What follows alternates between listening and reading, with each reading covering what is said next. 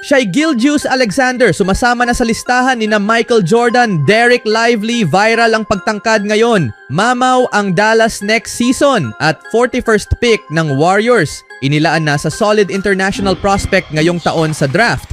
Ang karera para sa NBA MVP ng 2024-25 ay naging kapanapanabik, ngunit natalo si Denver Nuggets star Nikola Jokic kay Oklahoma City Thunder guard Shai Gilgeous Alexander. Hindi lang iyon, pinatalsik pa ni Gilgeous Alexander si Jokic at ang Nuggets sa playoffs na siyang naging perpektong pagtatapos ng kanyang MVP campaign. Gayunpaman, ang katotohanan ay may kailangang patunayan pa si Gilgeous Alexander kung nais niyang tapusin ang isang perpektong season kasama ang Thunder. Magpapatuloy ito sa Western Conference Finals kung saan papasok sina Gilgeous Alexander at OKC sa Game 4 ngayong Martes na may leading na 2-1 series lead. Sa Game 4, ang kahangahangang performance ni Gilgeous Alexander sa opensa ay nagtulak sa kanya sa parehong antas ng isa sa mga pinakadakilang manlalaro sa kasaysayan ng NBA. Ang scoring performance ni Gilgeous Alexander sa nasabing laro ay nagbigay sa kanya ng ika-59 na punto at 30 puntos sa laro ngayong season, ang pinakamarami ng isang MVP sa regular season at playoffs na pinagsama simula noong ginawa ito ni Michael Jordan noong panahon niya sa Chicago Bulls. Dahil si Jordan ay hindi lamang itinuturing na pinakamahusay na guard sa lahat ng panahon, kundi pati na rin ang pinakamahusay na manlalaro. Napakataas ng antas ng kumpanyang kinabibilangan ngayon ni Gilgeous Alexander. Pinangunahan ni Gilgeous Alexander ang buong NBA sa scoring ngayong season na may average na 32.7 points per game na nagbigay sa kanya ng kanyang kauna-unahang scoring title. Dahil naka-average na siya ng higit sa 30 puntos kada laro sa nakalipas na 3 season, hindi nakataka-taka kung makakamit pa niya ang mas marami pang scoring titles sa mga darating na taon. Bagamat na isasama na si Gilgeous Alexander sa parehong pagbanggit kay Jordan, kailangan pa rin niyang manalo ng ilang championships kung nais niyang patuloy na mapabilang sa antas na iyon. Anong masasabi niyo mga kaibigan sa paglalaro ni SGA? Sa ibang balita naman, umaasa ang Dallas Mavericks para sa mas magandang season sa 2025-26.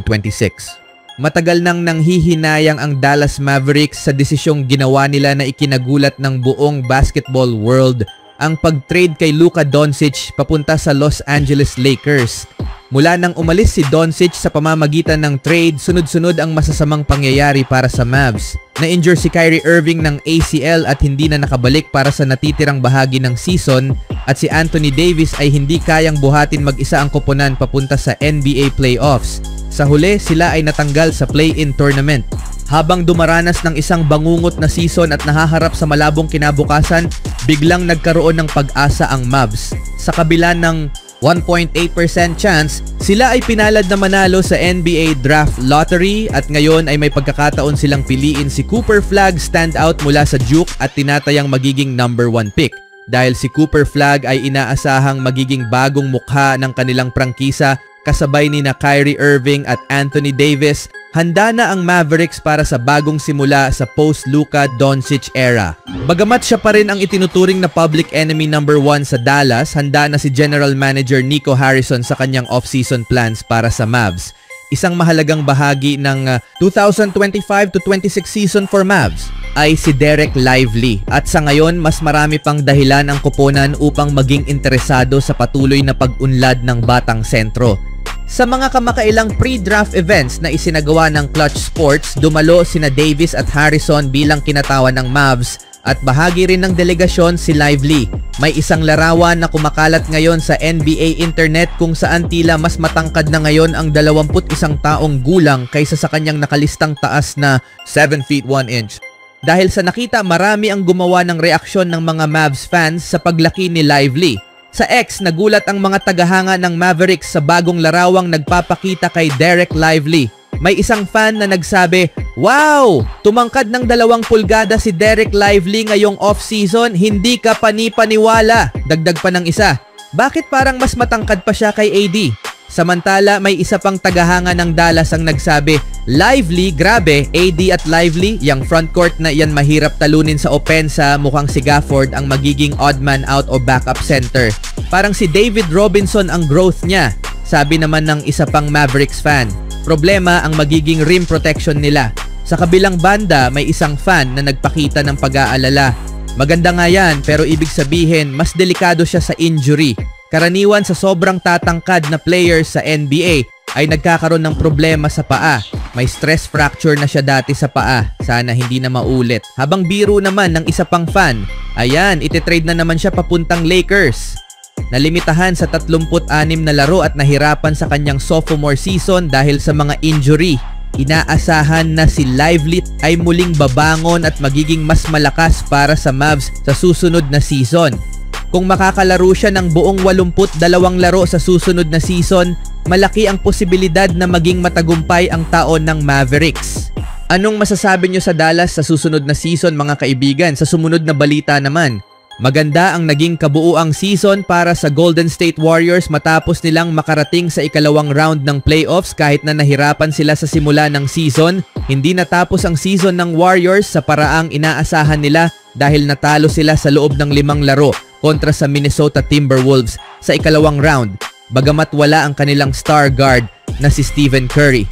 Bagamat nagawa ng Warriors na baguhin ang takbo ng kanilang season matapos nilang kunin si Jimmy Butler sa trade deadline, may ilang mahahalagang bahagi pa rin silang kailangang pagbutihin ngayong summer, partikular na sa posisyon ng sentro at sa lalim ng kanilang roster. Siyempre, may malaking desisyon din ng Golden State na kailangang gawin tungkol sa restricted free agent na si Jonathan Kuminga ngayong off-season at inaasahang pakakawalan na nila ito matapos siyang ibangko ni head coach Steve Kerr ng maaga sa playoffs.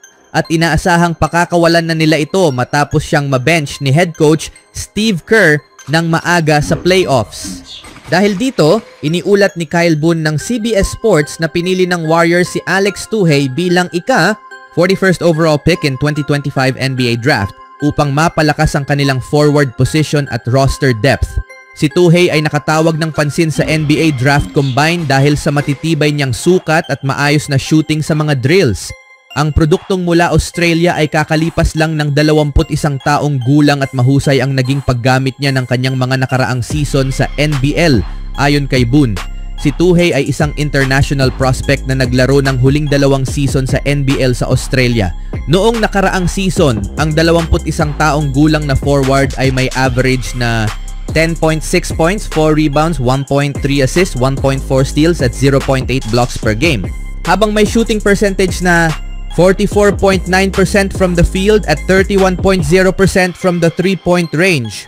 Malaki ang in-improve niya mula sa kanyang unang season sa NBL, lalo na sa kanyang 3-point shooting na inaasahang lalo pang huhusay habang siya ay nagde-develop.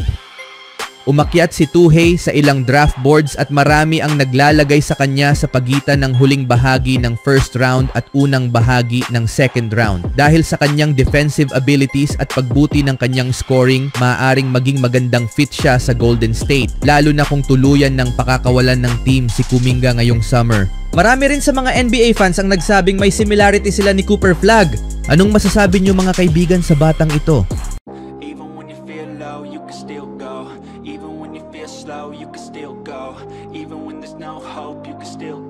I never answer to no, man, I still go, go, go.